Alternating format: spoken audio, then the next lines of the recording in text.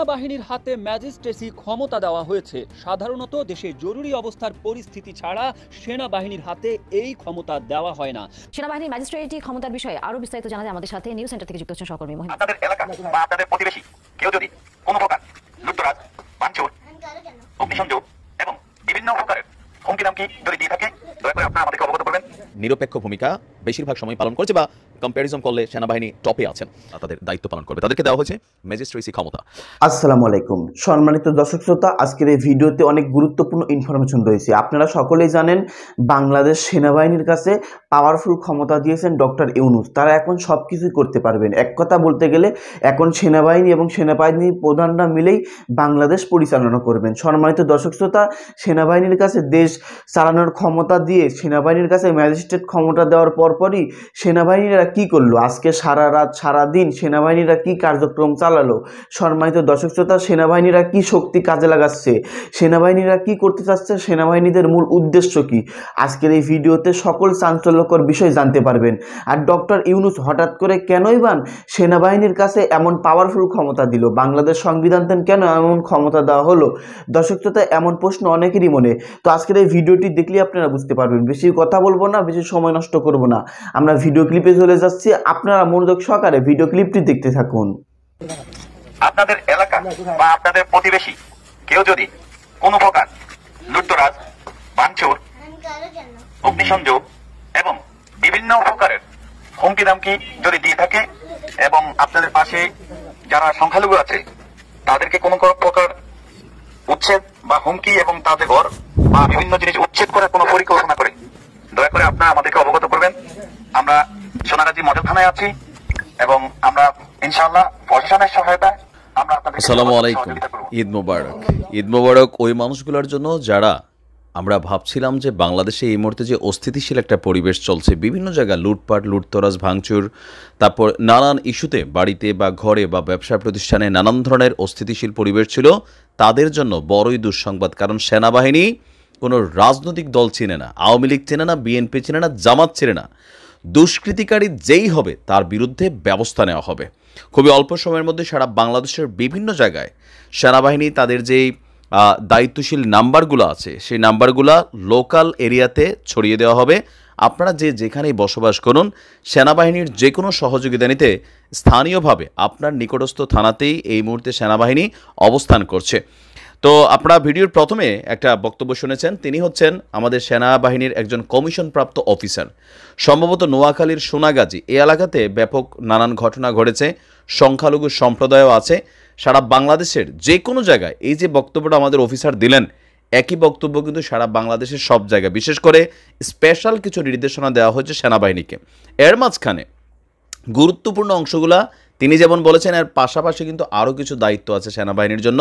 সেটা হচ্ছে law and অর্ডারকে establish করা, পাশাপাশি ধর্মীয় যে কোনো প্রতিষ্ঠান। এই মুহূর্তে গত কয়েকদিন যাবৎ বাংলাদেশের বিভিন্ন জায়গায় যে মাজারগুলোতে আপনার নানান ধরনের ভাঙচুরের ঘটনা ঘটেছে, এগুলো কিন্তু আর করার সুযোগ নেই, কারণ জেলা প্রশাসককে বিশেষ নির্দেশনা দেওয়া হয়েছে সরকারের পক্ষ থেকে। আর এই নির্দেশনাগুলোই আমাদের সেনাবাহিনী সহ আইনশৃঙ্খলা বাহিনী তারা মেনটেনেন্স করবে।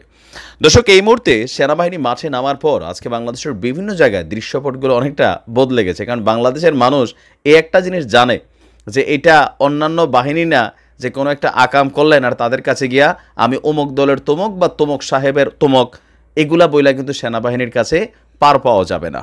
তো আমরা আশা করি ইনশাল্লাহ আগামী 2 মাসে বাংলাদেশে যে বর্তমান একটা অস্থিতিশীল পরিবেশ আছে সেই জিনিসগুলো মেক শিওর হবে। তো সেনাবাহিনীর কাছে আমাদের আরেকটা দাবি, আমি জানি না এটা তাদের এখতিয়ারের মধ্যে পড়ে কিনা। দেখেন, এই মুহূর্তে বাংলাদেশের মানুষের প্রধান আরেকটা চাওয়া হচ্ছে দ্রব্যমূল্যের যে নিয়ন্ত্রণ, মানে এটা একটা ঊর্ধ্বগতিতে চলছে।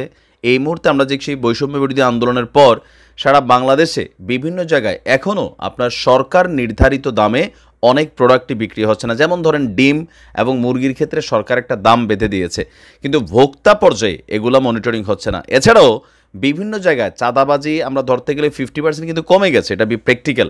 কারণ বিএনপিও অ্যাজ এ পলিটিশিয়ান বা রাজনৈতিক দল হিসেবে তারাও কিন্তু এগুলোকে প্রমোট করছে না, কিন্তু এরপরেও আপনার সিন্ডিকেটের হাতে জিনিসপত্রগুলোর দাম আকাশচুম্বী। তো আমার মনে হয় যে সেনাবাহিনীকে তাদের মূল দায়িত্বের সাথে যদি এই দায়িত্বটা অ্যাড করে দেয় বাজারকে মনিটরিং করা, কারণ সাধারণ মানুষের জীবনযাত্রার প্রধান একটা জিনিস হচ্ছে 3 বেলা খাওয়ার। তো 3 বেলা খাওয়ারের জন্য কাঁচা বাজার হোক, মাছ মাংস হোক বা মুদিমালের যে দ্রব্যমূল্য, সেইটাকে যেন নির্দিষ্ট একটা যে প্রাইসটা সরকার নির্ধারিত, সেই বেচা কিনাটা যেন মেকশিওর করা যায়। এই জিনিসটা যদি কষ্ট করে একটু সেনাবাহিনী করে দেয়, আমার মনে হয় যে সাধারণ মানুষ হাফ ছেড়ে বাঁচবে। আর পাশাপাশি আপনার এলাকায় থাকা আশেপাশে যে কোনো দুর্বৃত্ত, লুটতরাজকারী অথবা অপরাধী যাদের কাছে বিভিন্ন অবৈধ অস্ত্র আছে অথবা বিভিন্নভাবে মানুষকে হুমকি ধামকি দিচ্ছে, দলীয় পরিচয় হোক, রাজনৈতিক পরিচয় হোক, এলাকার গুন্ডা পান্ডা পরিচয় হোক, সেনাবাহিনীর কাছে ফোন দেওয়া সাথে সাথে জানাবেন। কারণ সেনাবাহিনী ওই উপরের থেকে আর কোনো অর্ডার লাগবে না। প্রত্যেকটা থানা লেভেলে যেই সেনাবাহিনীর অফিসারটা আছেন তিনি নিজেই একজন ম্যাজিস্ট্রেট, নিজেই হাইকোর্ট, নিজেই আদালত, নিজেই সরাসরি জরিমানা করতে পারবেন, তাকে জেল দিয়ে দিতে পারবেন। তো বুঝতেই পারতেছেন সেনাবাহিনীর কাছে কোনো দলীয় পরিচয় নাই।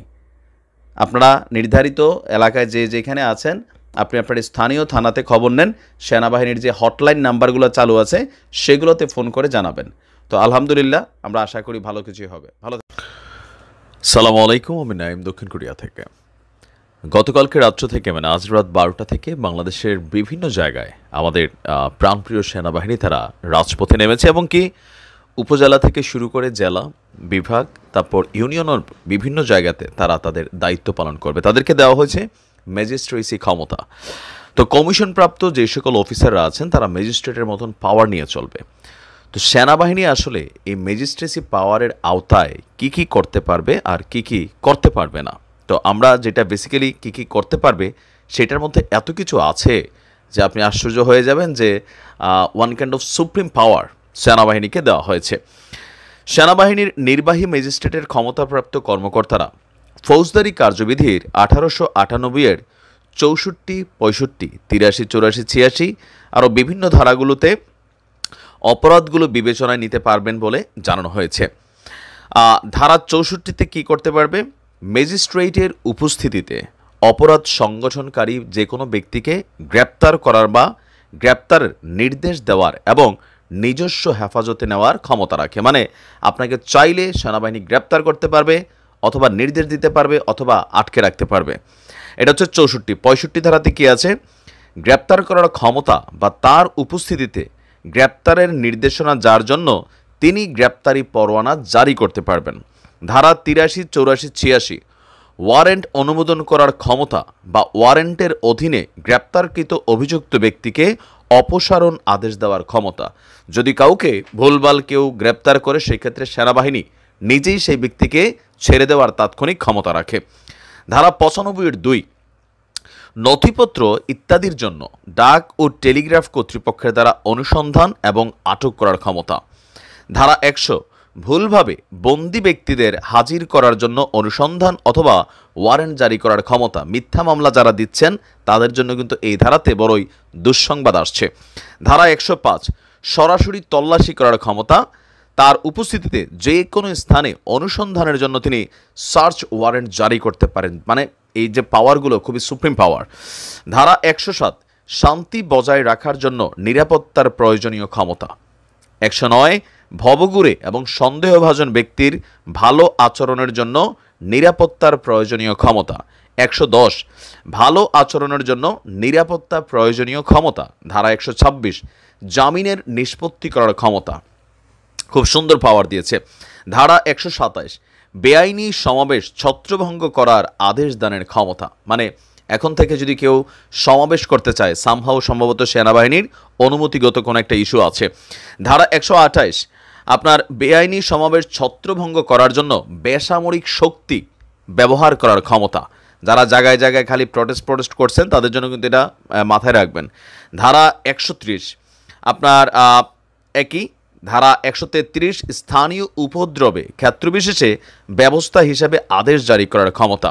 ধারা 142 জনসাধারণের উপদ্রবের ক্ষেত্রে অবিলম্বে ব্যবস্থা হিসাবে আদেশ জারির ক্ষমতা।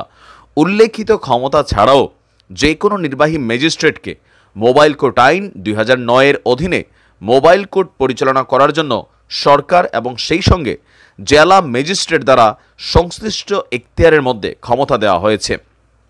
এই আইনের অধীনে নির্বাহী ম্যাজিস্ট্রেট তার উপস্থিতিতে সংঘটিত অপরাধ বা ঘটনাস্থলে তার বা তার সামনে উন্মোচিত হওয়া অপরাধগুলো বিবেচনায় নিতে পারবেন। অভিযুক্তের স্বীকারোক্তির পর ম্যাজিস্ট্রেট সংশ্লিষ্ট আইন অনুযায়ী অপরাধীকে সাজা দিতে পারবেন, তবে কারাদণ্ডের ক্ষেত্রে 2 বছরের বেশি নয়। তার মানে একটা A to Z প্যাকেজ পাওয়ার দিয়া সেনাবাহিনীকে মাঠে নামানো হয়েছে। আমি এটাকে সাধুবাদ জানাই, কারণ এই মুহূর্তে বাংলাদেশের বিভিন্ন জায়গায় যে ঘটনাগুলো ঘটছে সেই ঘটনাগুলো কিন্তু পজিটিভ না। এতে সাধারণ মানুষ নিরাপত্তাহীনতা ভুগছে, ব্যবসায়ীরা নানান জায়গায় ঝামেলায় পড়ছে, তারপর উটকু খুটকু নানান ধরনের আন্দোলন, বিভিন্ন জায়গায় মানে জনজীবন বিপর্যস্ত। আমরা আশা করি সেনাবাহিনী তাদের দায়িত্ব আগামী 60 দিন সঠিকভাবেই পালন করবে। অপরাধী যেই হোক, যেই দলেরই হোক, তাদের বিরুদ্ধে ব্যবস্থা নেবে।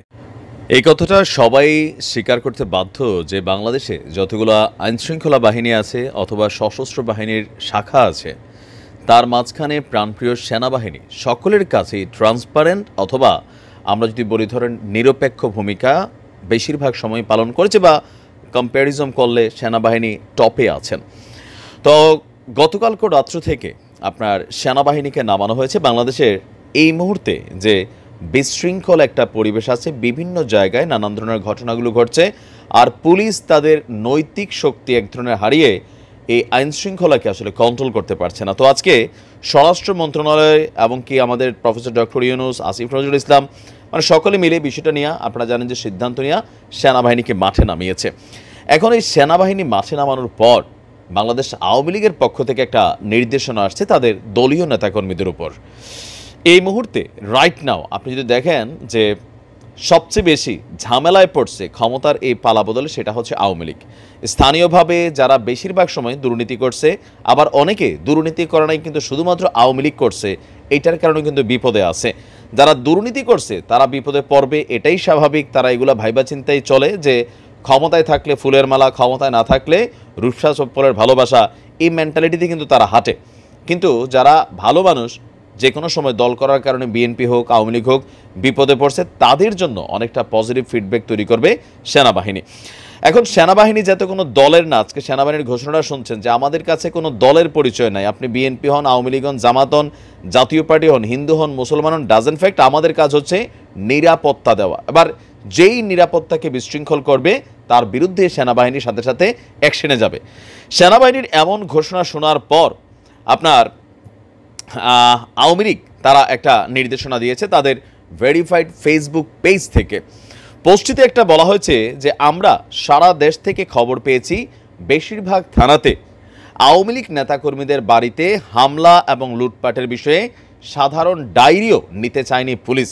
তো এই পুলিশ কিন্তু আওয়ামী লীগের সময়ও বিএনপি এবং জামায়াতের বেলায় একই কাজ করত, আর এই কাজগুলাই আমাদের রাজনৈতিক দলগুলা যে যখন ক্ষমতায় থাকে পুলিশকে তাদের মতন করে ব্যবহার করে এই কাজগুলো করতে। সুতরাং এই ধরনের বক্তব্যটা খুবই নর্মাল, আর এই চিত্রটা আওয়ামী লীগ নিজেই তৈরি করছিল।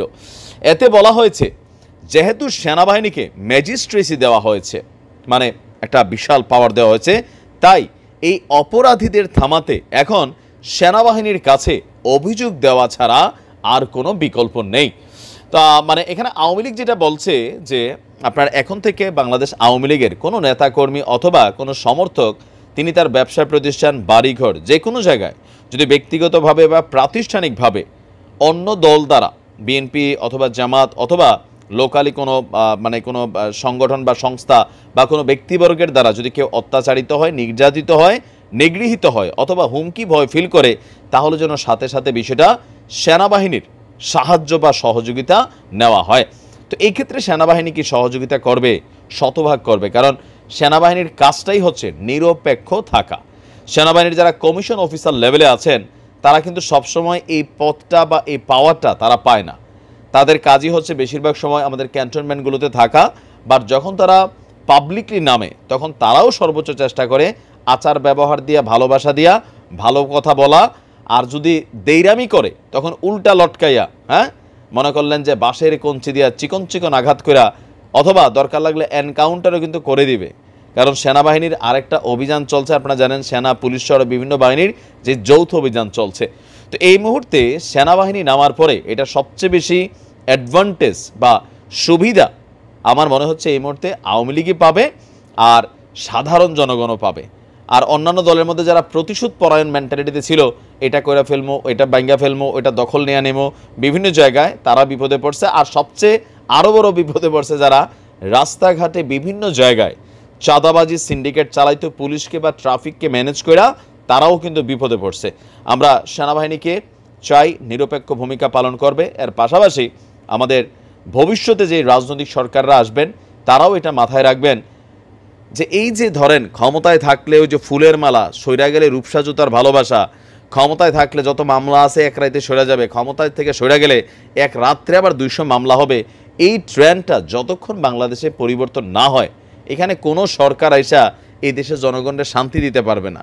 আমাদের মধ্যে কিছু মানুষ আছি যে একজন মানুষ 100 জন মানুষের নামে মিথ্যে মামলা দেওয়ার মধ্যে আমরা এক ধরনের মামলা বাণিজ্যে জড়িয়ে যাচ্ছি। এই মুহূর্তে অনেক জায়গায় এগুলো ঘটছে। তবে যারা অপরাধী, নির্যাতন করছে, জুলুম করছে, ক্ষমতার চেয়ারে বসে মনে করছে আমি তো আমি আর কে, এদের বিরুদ্ধে অবশ্যই আইনানুগ ব্যবস্থা নেওয়াটা জরুরি। তবে সাধারণ মানুষের জন্য হয়রানি না হয় এটাও খেয়াল রাখতে হবে। আশা করি সেনাবাহিনী ভালো কিছু করবে।